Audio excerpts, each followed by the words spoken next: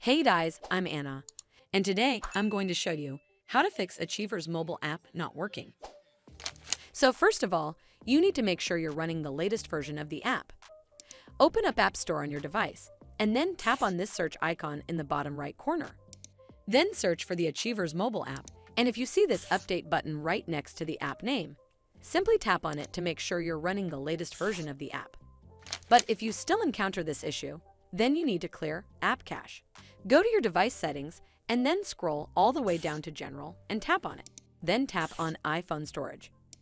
From here, search for the Achiever's mobile app and then tap on it. Once you're on this screen, you need to tap on Offload App. Tap again to confirm.